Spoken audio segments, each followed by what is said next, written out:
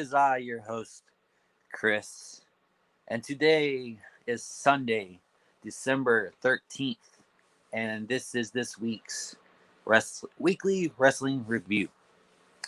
Today's going to be a little different. I am by myself tonight. Um, our other One of our other co-hosts, Andrew, pulled a massive stream yesterday, so he's unavailable today. So you get me, Big Red. What's up, my man? Thanks for tuning in.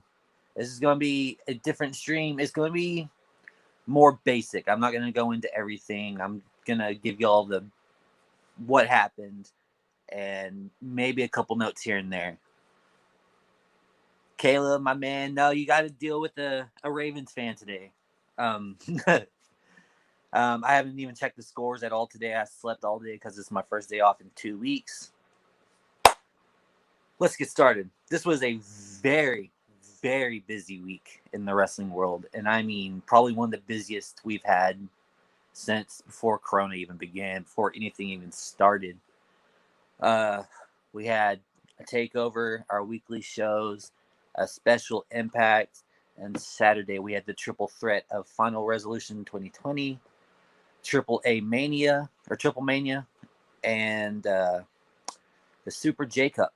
And I will be covering everything. So, War Games. Let's do it. War Games was fantastic. Of course, we had both War Games matches, a championship match, and two just special matches, I guess you could say. So, the show started off. We had Team Candice defeat Team Shotzi with Raquel Gonzalez getting probably the biggest shocker of the whole wrestling week, with Raquel getting, what's up, my man? Thanks for tuning in, Devin. We had Raquel Gonzalez picking up the win over the women's champion, Io Shirai. My God. What a shocker. If y'all want to see all of our reactions, you don't even have to watch our whole stream. Just go back to our War Game stream and go to the end of that match and look at all our reactions. It was awesome. It was ridiculous. It was probably the very last thing I would have picked to happen was Raquel picking up the win over Io, which you would assume automatically shoots Raquel up to a championship match, if not very close. Great match. After that, we had, I believe it was Gargano, Leon Ruff, and Damian Priest in a triple threat for the North American Championship, with Johnny Gargano, picking up the win. Not sure who he pinned, but Gargano won. He is now a 3-time champion, breaking his own record of 2-time champion. So, Gargano is your new North American champion. After that, we had Tommaso Ciampa defeating Timothy Thatcher in personally my least favorite match of the night. I'm not a fan of either one in the ring. They're both great characters, but that's all I pick up. After that, we had Dexter Lumis picking up a victory over Cameron Grimes in the strap match. Again, that was a better match. Dexter Lumis is very entertaining. And then the main event of the night was Undisputed Era picking up the victory over Team McAfee, Pete Dunne, Oney Lorcan, and Danny Burch, not Paul Burch. Fantastic match of the night. They went to war. That's why it's called War Games, and they killed it. It was fantastic. No other real surprises. The only surprise I would say was Austin Theory helping Johnny Gargano pick up the victory. Nothing really big happened. Again, great show. Devin said Dexter Lumis is amazing. He was fantastic. He is such a great character. And then I didn't know of him before NXT, but I'm definitely into it. So we will be moving to Monday Night Raw, which This one, I didn't watch too much of it, so I'm just going to give you the breakdown. Like I said, this is going to be a different stream. I'm not going into anything. I'm just going to give you all the results. So, Asuka picked up the win over Shayna Baszler, which set up Lana versus Nia Jax for next week. Ricochet and Dana Brooke pick up the victory over Slapjack and Reckoning. Kofi Kingston defeated Shelton Benjamin, and then after that, we had Cedric versus Kofi, with Cedric picking up the win. AJ Styles, The Miz, and John Morrison picking up a handicap victory over Drew McIntyre and Sheamus. Let's see, fix my camera a little bit. There we go. Bobby Lashley defeated Jeff Hardy in a fantastic match. I did watch some of that. It was definitely the best match of both of theirs in quite a while, even though I enjoyed the Symphony of Destruction match last week. And then the main event was Randy Orton versus Bray Wyatt, focused on Bray Wyatt. Yeah, Bray Wyatt, not the Fiend. So that match ended up in a no contest, with the lights going out as Orton was trying to pick up a pin over Bray. Lights came back up and had Bray Wyatt was gone, and it was the Fiend. So the Fiend ended up getting the mandible claw on Orton and end the show. I don't have any other big notes for that night. So next on Tuesday night was NWA Shockwave, which was a fantastic show, actually. Camille defeated CC Chanel in a pretty good match. I didn't get to see the first half of it. It was another just Camille showcase, really. After that, we had Eli Drake defeating Eric Watts. And the main event, on our Tuesday show, we had our host Andrew mention that the Shockwave shows are filmed and then edited together. So some of the wrestlers, or some of the matches, are older than the current news. So in this show, Thunder Rosa was still NWA champion, which we all know she's not. Serena Deeb is. But like I said, couple old matches patched up here and there. So in this show, Thunder Rosa was still women's champion, defending her championship against Priscilla Kelly in an absolute war. That's the only thing I can think of, is a war. They went all out. These women killed it. With Thunder Rosa picking up the victory over Priscilla Kelly. Very, very good match. I went back and watched it twice. And you don't get to see women's matches go 25, 30 minutes these days. So if you want a good, long fight, go watch Thunder Rosa versus Priscilla Kelly on this past week's Shockwave on YouTube. After that, we moved on to Impact, which for your weekly Tuesday, with Chris Sabin picking up the victory over Josh Alexander. Personally, I thought it was a very good match. Kind of short, kind of just a random ending. Nonetheless, got the story across, with Motor City Machine Guns going over the North again. After that, we had Brian Myers defeating TJP. Very good match. Eric Young defeating Cody Deaner. I didn't get to see this match, so I don't remember too much about what happened or not. I know there was... who was it? There was an interruption towards the end of the match that came and saved Cody Deaner from Eric Young.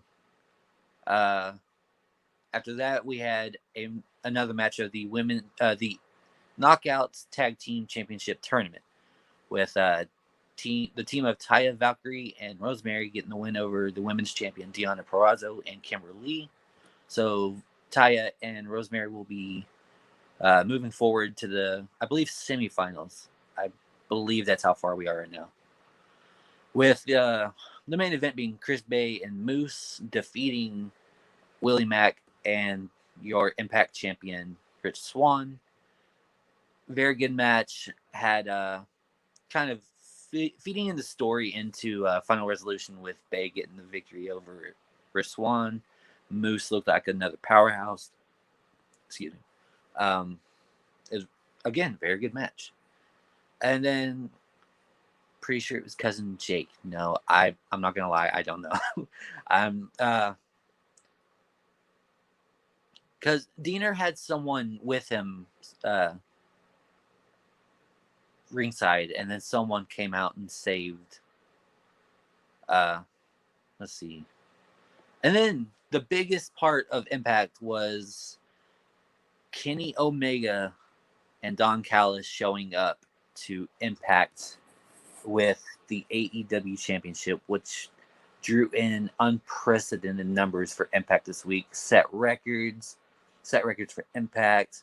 They were the #1 stream at one point on Impact. It was they drew numbers, which is probably exactly what they were trying to do for this week. In this partnership, we don't know yet if it's going to be a partnership or if they're just helping out each other here and there. But it did what it was supposed to do. Omega and Callis brought in astronomical views that Impact has not seen in a while.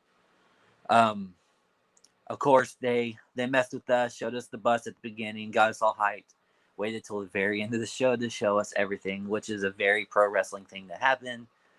So we had, long story short, it was Don Callis explaining his connection to Kenny Omega as Omega was coming up through the ranks.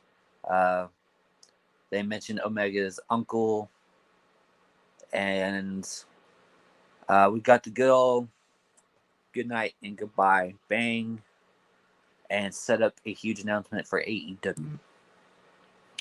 Now we will move into MLW, Wednesday night's MLW. A semifinals match of the Opera Cup.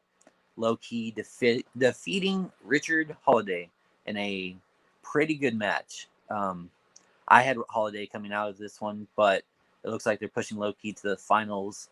Next week we'll have the other semifinals with ACH versus Tom Lawler, which I'm sure will be insane. So that will be this coming up week. We had Team Filthy defeating Jason Dugan and Rob Martyr in, I'm not going to say a squash match, but it was fairly quick. Fairly just put over Team Filthy. Sorry, y'all, got a blister on my tongue. Calvin Tankman defeating Senshi. Good showing for both of men. Showed that Tankman can go with someone who's been around, not a squash match. Senshi not just laying down and taking the beating. He fought back. Very good match. And what you'd assume a squash match, but it wasn't. It was a fair match. With the main event being the tag team championships, with the champions the Von Erichs and Contra being Gotch and Jacob Fatu, with that ending in a no contest due to more members of Contra coming out and beating up the Von Erichs. DQ, no contest. Same thing. Let's see here. Moving on to NXT. Big show for them. I feel like they started insanely good, but just kind of started to get slower and slower. But again, a great show for the night. We had the NXT champion Finn Balor returning, claiming that Balor's back, the Prince is back.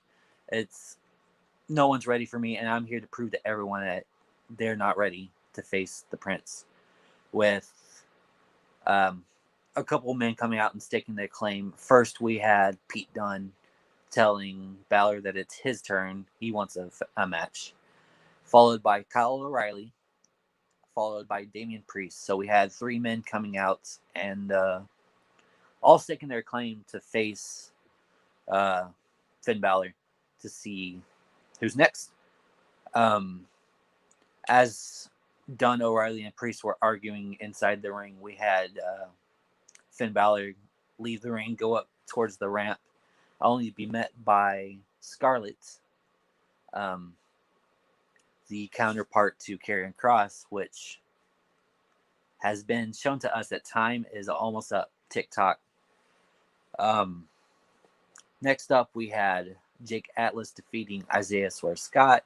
Very good technical match if you want to go back and watch it. Grizzled Young Veterans defeating Everrise and Imperium in a triple threat match after last week, which was Grizzled Young Vets and Imperium going at it, only to be disrupted by Everrise to ruin the match. So this week we had the triple threat with Grizzled Young Vets picking up the win. After that, we had Tommaso Ciampa picking up victory over Cameron Grimes with interference. I'm not too sure who it was. It was one of Timothy Thatcher's students causing an interruption, helping Ciampa get the victory. And Ciampa and Thatcher were ringside, talking it up, looking like they'll probably have another match down the line. After that, we had the new North American champion Johnny Gargano, Candice, Indy Hartwell, and Austin Theory coming out to the ring for a promo, creating a faction called The Way. Pretty much just Gargano putting himself over, being the character he is, giving the Women's War Games captain Candice a trophy for winning War Games. And it was your typical trophy, but it had a doll's head with green hair, supposed to be Shotzi on top, which is pretty entertaining. After that, we had Damian Priest come out talking smack to Gargano, only to have Karrion Kross come out and attack Damian Priest, powerbombed him through a table. It was fantastic. It was so good. The sub-main event was Pete Dunne defeating Killian Dane after Killian Dane attacked Pete Dunne in the locker room earlier in the show. Again, Dunne defeating Dane. After the match, Drake Maverick came out to stop someone from attacking Dane. So we'll probably be seeing Maverick and Dane versus... I can't recall. If anyone in the chat knows, let me know and I will fix that. With the main event being Raquel Gonzalez, the hero of the Women's War Games, defeating Ember Moon. Fairly good main event. I feel like this was just a showcase to put Raquel over a little more. You already got the victory over the War Games victory over Io Shirai, so let's showcase Raquel a little more. She's got the whole flexing spotlight going on. So very good show for NXT this week. It was going along with AEW as they do on Wednesday nights, which we had a tag team championship match with the Young Bucks defeating my personal favorites, the Hybrid 2. From what I've heard, I didn't get to watch it. Y'all can go back on our Wednesday night show and watch. I covered NXT. Co-host Nick covered AEW. And other co-host Andrew Samaru, our hero from yesterday, covering both. So, again, Young Bucks defeating TH2. We had FTR defeating the Varsity Blondes. Dustin Rhodes picking up a victory over number 10 of Dark Order, setting up, I believe that was Dark Order coming out to ask Dustin to join, which we all know didn't happen. After that was the Inner Circle Ultimatum. Jericho pretty much telling everyone, you're either in or there's no more Inner Circle. Everyone's in or we are done. Sami Zayn pointed, Sammy Guevara. There we go. Sammy Guevara pointing out that MJF is the reason that Jericho lost the Diamond Ring Battle Royal. Yeah, there we go. I'm sorry, y'all. I'm by myself. I gotta get these out the top of my head. But Sammy Guevara did mention that if MJF messes up again and causes a problem, that Sammy is leaving Inner Circle, which could either be a big face turn for Sammy, have him go over and become a single star, or we'll just have Inner Circle keep doing what they're doing. We'll have uh, Eddie Kingston and the Butcher and the Blade defeating the Lucha Brothers and Lance Archer, with Kingston, I believe, getting the victory over Ray Phoenix. After the match, Archer destroyed everybody. After that, we had Abaddon defeat Tesha Price, with women's champion Hikaru Shida coming out after the match and hitting Abaddon in the head with a kendo stick, only to have Abaddon do a Undertaker sit up and come back into camera.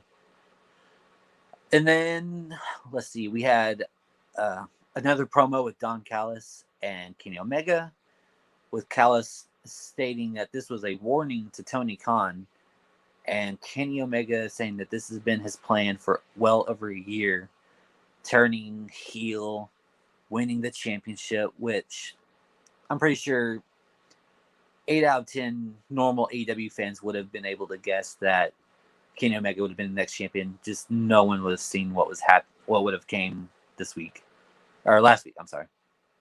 And then the main event was the Diamond Ring Championship, I guess you can call it. It's not a championship, it's a ring, but it's a title, I guess you could say, with so much interference, it was ridiculous. But MJF defeated Orange Cassidy. I don't know if this means he gets a second ring if he retained the ring. Regardless, MJF won. So he will either have another ring next week, or he'll retain the one he has now. We'll see. SmackDown, we had big old Dolph Ziggler pick up a victory over Montez Ford, with, I guess you could say, Rude and Ziggler going to be getting a title shot very soon against Street Profits, most likely at TLC, but we'll see. That's coming up in a few weeks. Sami Zayn retained the Intercontinental Championship over Big E by countouts. That only pissed off Big E more. So I'm sure we will be seeing Zayn versus Big E in a title match at TLC, if not very soon. We had the Riot Squad pick up a victory over randomly tagged Natalya and Billie Kay. Another random tag team match was Cesaro and Shinsuke Nakamura picking up the victory over Gable and Otis. I guess Otis and Gable are a tag team now. We'll see. They might, because I know they're good friends. They've been friends for years and years and years outside of WWE. They were, I believe, Olympic training partners. And the main event was Sasha Banks defending her championship against Carmella, which ended in a disqualification after Carmella's bodyguard pulled Sasha Banks out of the ring, causing a DQ, with Carmella slamming a champagne bottle on Sasha Banks' back. It was interesting how they set this up for the night. The night started with the contract signing. I didn't bring that up because it ended up in a match for the championship, which kind of loses meaning towards their championship match at TLC. Having Carmella wrestle for the first time in months. We didn't see Carmella for 5-6 months. She starts doing promos and vignettes and whatnot. So Carmella's back, but only for her match to end in a DQ, which is better than her taking a pin, I would say, before their pay-per-view match. So they did it the right way by protecting Carmella and Banks. You don't have Banks losing her title on TV instead of a pay-per-view, and you also don't have Carmella losing her return debut. So SmackDown did it right. They pulled the right strings and had Uh, Banks and Carmelo both not lose, I guess you could technically say. Saturday night we had Impact's Final Revolution, Triple Mania, and the Super J Cup. Uh, I I'm the Texan. Yes, I am. I do border Mexico, but I am one of the worst Texans. I cannot. I have the worst pronunciation of Latino and Mexican names, so I'm not even going to cover Triple Mania. If y'all want to see what happened, the big man, Andrew Samaru covered 5.5 hours of wrestling yesterday by himself. Go check out that stream. Go watch Triple Mania with him. I won't be covering it because I don't want to embarrass myself and hate all of the Latino or have all of the Latinos hating me. So, Impact Resolution, Final Resolution. We had Tommy Dreamer defeat Larry D. Havoc and Nevaeh defeating the Sea Stars. Tennille and Caleb defeated Eddie and Alicia Edwards. Again, I didn't watch this, so I can't really go too deep in details because I don't know what happened. I just read everything like an hour ago. Eric Young defeated Rhino. Manic defeated Rohit Raju to win the X Division Championship. The women's champion Deonna Purrazzo defeated and retained over Rosemary. One half of tag team champions Carl Anderson defeated Ethan Page. We had Rich Swann, the Impact champion, retaining over Chris Bay, and what I read was a very good match. And to end the show, we had Kenny Omega. It didn't end the show; it was in the show. This is just how it came up on the website that I read it on. That Carl Anderson met up with Kenny Omega on the bus. Maybe a partnership working up, maybe a little bit of a return of the Bullet Club. They won't be called Bullet Club, obviously, but we will see how that works.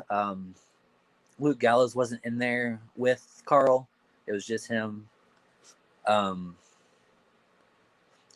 forgot to mention on Tuesday night's Impact that Rich Swann was trying to leave the arena, try to go out to the parking lot to leave, and Kenny Omega had the whole parking lot blocked off with the doorman saying that only the world champion can be in the parking lot, with Rich Swann getting pretty frustrated because he's the world champion and Kenny was taking over the whole parking lot. No one could leave the building unless Omega said. So maybe a Swann Omega feud coming up soon. I mentioned I'm not covering AAA. You can go watch our stream from yesterday and listen to how that happened. So the final show for this week was Super J Cup.